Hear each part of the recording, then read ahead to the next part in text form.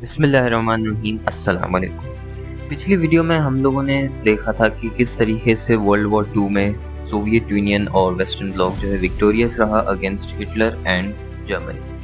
आज की इस वीडियो में हम लोग डिस्कस करने वाले हैं कि सोवियत यूनियन का किस तरीके से लेड टूवर्ड्स इट्स डाउनफॉल, और ये चीज़ को हम आज की इस वीडियो में डिस्कस करेंगे। स्टालिन की पावर का आप इस चीज़ से अंदाज़ा लगा सकते हैं कि उसने जो है सारे के सारे ईस्टर्न यूरोप को जो है अपने ही कंट्रोल में रख लिया था, जिसमें रोमेनिया, हंगरी, बुल्गारिया और ईस्ट जर्मनी जैसे मुल्क हैं उसमें शामिल हैं। अब इस पावर को राइज करते हुए देखते हुए यूनाइटेड किंगडम के उस वक्त के प्राइम मिनिस्टर विंस्टन चर्चिल ने क्या किया कि उन्होंने जो है एक स्पीच दी थी जिसके अंदर उन्होंने सोवियत यूनियन की डोमिनेंस को बताया था। अब इस डोमिनेंस को देखते हुए तो ये सारे यूरोपियन ममालिक जो वेस्टर्न ब्लॉक है मेनली, उन्होंने क्या किया कि उन्होंने एक अलायंस फॉर्म की जिसको हम नॉर्थ अटलांटिक ट्रीटी ऑर्गेनाइजेशन, आज मॉडर्न डे में इसको नेटो के नाम से जानते हैं। आपने देखा ही होगा कि यूक्रेन और रशिया की जो ये वॉर अभी चल रही है, इस वॉर के अंदर नेटो ही है जो यूक्रेन को सपोर्ट कर रहा है और यूक्रेन इतने टाइम तक सस्टेन कर पा रहा है। तो इस चीज़ को देखते हुए नेटो को जो है फॉर्म किया गया था कि भाई एक डिफेंसिव अलायंस होगी अगेंस्ट सोवियत यूनियन, क्योंकि अब एक्सपेंशन तो बहुत ज़्यादा हो रही थी, पावर उनके पास बहुत हो रही थी, एंड स्टालिन का जो 5 ईयर का प्लान था वो भी काफ़ी अच्छे तरीके से चल रहा था। तो economically Soviet Union was doing well as well.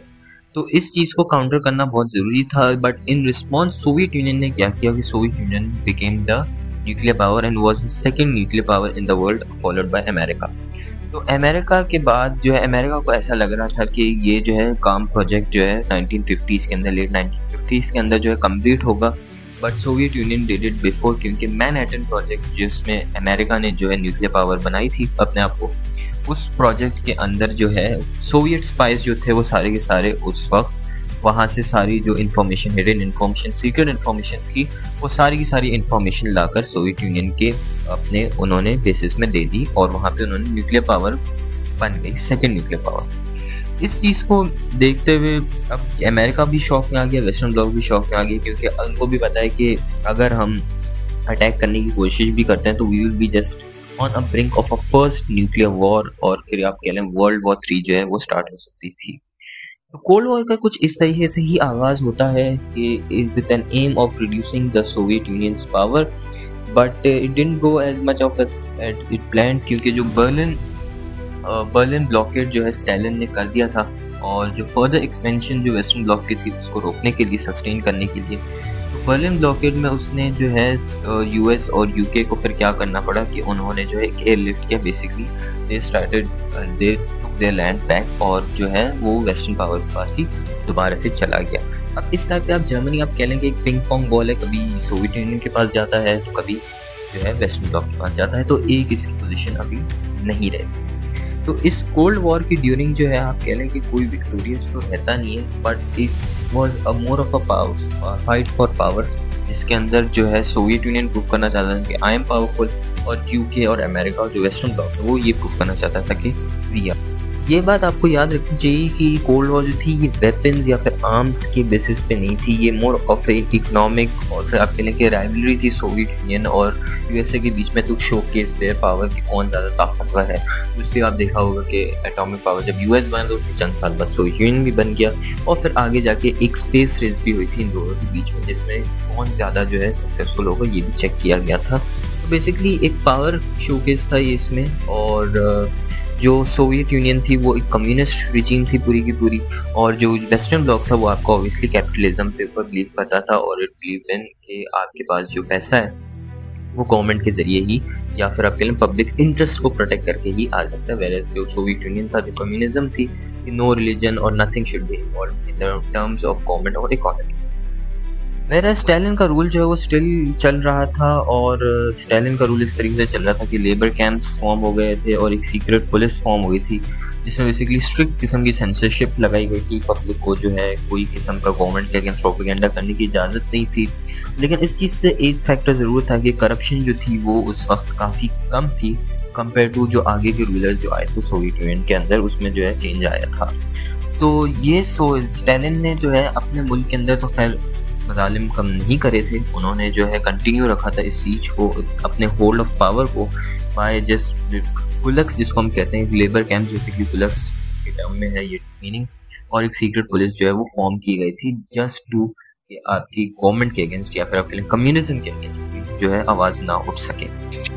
उसके बाद 1953 के अंदर जो है वो स्टालिन की मौत हो जाती है एंड नए लीडर जो सोवियत यूनियन के अपॉइंट किए जाते हैं वो थे निकिता क्रुश्चेव। और ये जो है बेसिकली इनका जो एम था वही था कि डिस्टैलिनाइजेशन, यानी कि जो लोगों को स्टालिन ने कैद किया था या फिर आप कह लें कि बिल्कुल पाबंदी लगा दी, सेंसरशिप लगा कर दी थी मीडिया के ऊपर, इन सब जगहों पे, उस चीज़ को उन्होंने थोड़ा थोड़ा हल्का हल्का फ्री किया। और जो सारे गुलक्स थे यानी कि जो लेबर्स थे उन सबको जो है उन्होंने फ्री कर दिया था।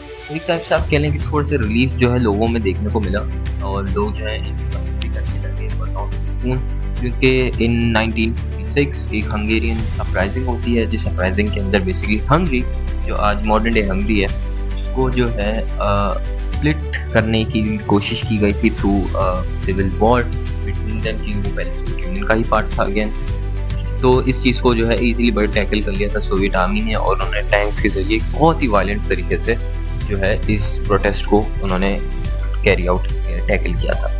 तो उसके बाद जो है फिर ये सब चीज़ों के बाद जो है इकोनॉमी की जो इनस्टेबिलिटी थी वो दोबारा से नज़र आने लगी थी, क्योंकि स्टालिन की पॉलिसी में आप कह लें जितना भी कि भाई लोगों को बिल्कुल ही रिस्ट्रिक्ट किया गया था, सेंसरशिप लगाई गई थी, बट जो इकोनॉमी थी वो बहुत ही अच्छी तरीके से ग्रो कर रही थी उनके जो 5 ईयर प्लान था उसके अंडर। तो इसलिए स्टालिन को जो है लोग इकोनॉमिक वाइज आप कह लें कि was a better leader, but obviously public wise interest, public interest के नाम के ऊपर जो है वो बेसिकली कुछ भी नहीं था। तो ये जो है ये यहाँ पे डेवलपमेंट हुई थी। उसके बाद जो है एक स्पेस रेस हमें देखने को मिलती है between Russia, Soviet union and USA, जिसमें बेसिकली यूएसए सोवियत यूनियन ने 1957 के जो है एक स्पुतनिक 1 नाम का जो सैटेलाइट है उसको लॉन्च किया था। And in this satellite basically ये सारी इंफॉर्मेशन जो है वो गैदर कर सकता है between the 2 countries, and it was a very advance satellite bye the way. तो इस चीज़ को जो है उन्होंने देखते हुए Soviet America was actually in shock कि ये किस तरीके से जो है हो गया कि भाई हमसे पहले ये आगे पहुंच गया। तो एक कॉम्पिटिशन जो है वो चल रहा था दोनों के बीच में। एंड फिर 1961 के अंदर जो है येरी गैंग्रिन नाम के एक बंदे थे रशियन, उन्होंने जो है ही became the first human to step into space. और ये जो है इसके साथ फिर आपने अमेरिका में भी देखा था कि नील आर्मस्ट्रांग और बज एल्ड्रिन को जो है भेजा गया था। अब अगेन इसके ऊपर भी कॉन्स्पिरेसीज हैं कि ये जो है इस सारी रिकॉर्डेड था, ये सारा स्पेस पे हुआ था just to defeat USSR, showcase that USSR is not stronger than the United States. Obviously it's a conspiracy, but खैर दोनों एट द एंड स्पेस में गए थे एंड दोनों ने अपनी सैटेलाइट्स भी लॉन्च की थी। उसके बाद एक क्राइसिस होता है, क्यूबन मिसाइल क्राइसिस। उस क्राइसिस के अंदर बेसिकली जो रशियन है, सोवियत यूनियन है, उन्होंने अपने न्यूक्लियर मिसाइल जो है वो क्यूबा के अंदर हाइड किया। अब क्यूबा अगर आप देखें मैप के ऊपर तो एक बहुत ही छोटा सा आइलैंड है और it was in US control. तो ये आइलैंड के ऊपर उन्होंने अपने मिसाइल हाइड किए थे। तो और जब इस चीज़ के बारे में यूएसए को पता चला तो they did a 13 day stand of, और 13 दिन तक जो है पूरा क्यूबा को सील कर दिया गया जिसको मिसाइल के सामने छुपाए गए। उसके बाद जो है इन दोनों कंट्रीज के बीच में एक एग्रीमेंट हो जाता है और इस चीज़ को जो है खत्म कर दिया, सस्पेंड कर दिया जाता है temporarily, and USSR bought its missile back to its country. तो यहाँ पे वर्ल्ड वॉर 3 बहुत ही खरीब थी और it would be not a normal war, क्योंकि ये एक न्यूक्लियर वॉर होती, क्योंकि ये 2 न्यूक्लियर कंट्रीज के बीच में होती थी, which could have been led to the end of the world, या फिर आप कह लें कि तरक्की से पहले ही तबाही जो है वो हो जानी थी। लेकिन थैंक्स टू गॉड और दोनों मुल्कों में अक्ल थी थैंकफुली, उन्होंने जो है इस ट्रीटी को साइन किया। उसके बाद निकिता के हाथों से जो है वो चीज़ें निकलने लगी थी। साइनो सोवियत स्प्लिट भी आपको यहाँ पे देखने को मिलता है कि सोवियत यूनियन जो है उनके ताल्लुकात चाइना के साथ जो है अच्छे नहीं चल रहे थे। They both are communist countries by the way. तो माओ जेडोंग उस वक्त, जिनको चाइना का फाउंडर भी कहा जाता है, उस वक्त चाइना के लीडर थे, उन्होंने इस चीज़ से साइडलाइन किया अपने आप को सोवियत यूनियन से कि भाई ये they are taking too soft. USA की इन्होंने बात क्यों मानी, और आपको तो पता है कम्युनिज्म जो है वो बेसिकली टिपिकल यही है कि डिक्टेटरशिप होनी चाहिए, नो टाइप ऑफ डेमोक्रेसी और समथिंग लाइक दैट। तो इस चीज़ के ऊपर जो काफ़ी एहसास था। तो यहाँ पे एक फॉरेन पॉलिसी के वाइज भी एक फेलियर देखने को मिलता है हमें निकिता क्रुश्चेव के टेन्योर के अंदर, क्योंकि एक इतना बड़ा एलाय चाइना जो है वो आप कह सकते हैं कि पार्शली जो है वो छोड़ने के लिए तैयार था सोवियत यूनियन को। अब इंडिपेंडेंट तो चाइना उस वक्त था नहीं, चाइना की इकोनॉमी भी इतनी स्ट्रॉन्ग नहीं थी, property was there, everything was there economically. तो इनको फिर निकिटा कर्शोव को जो है फाइनली 1964 के अंदर जो है रिमूव कर दिया जाता है, और लियोनाइड ब्रेज़िन्शेव, सॉरी मैं अगर गलत नाम प्रोनाउंस कर रहा हूँ, इनको जो है वो अपॉइंट कर दिया जाता है new leader of the Soviet union. Again it's not like democracy के प्राइम मिनिस्टर होगा, प्रेसिडेंट होगा, इसमें जो है बस आप कह लें कि लीडर ही के नाम से कह लें, डिक्टेटर कह लें आप चलें, उसको जो है अपॉइंट किया गया था। खैर अब इनको जब अपॉइंट किया गया था तो ये जो है बेसिकली इनके दौर में भी अगेन कोई ब्यूरोक्रेसी, इकोनॉमी जो है वो काफ़ी स्लो ग्रो कर रही थी, डेवलपमेंट बहुत कम नज़र आ रही थी आपको। एंड एक हमें एक देखने को मिलता है कि चेकोस्लोवाकिया, अभी चेक रिपब्लिक और स्लोवाकिया दो अलग अलग मुल्क हैं, लेकिन पहले चेकोस्लोवाकिया थे और ये भी सोवियत यूनियन के अंडर ही आते थे। तो इन्होंने क्या किया कि इन्होंने जो है रिफॉर्म्स लाकर अपने आप को इंडिपेंडेंट करने की कोशिश की थी सोवियत यूनियन से।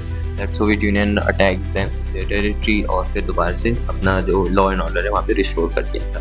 तो ये चीज़ भी करने की कोशिश की है। तो आप देख सकते हैं कि बहुत सारी कंट्रीज अलग होने की कोशिश कर रही हैं सोवियत यूनियन से। तो दिस इज शो केसिंग के भाई ये जो है ज़्यादा देर तक सस्टेन नहीं कर पाएगी इन पावर। तो लियोनाइड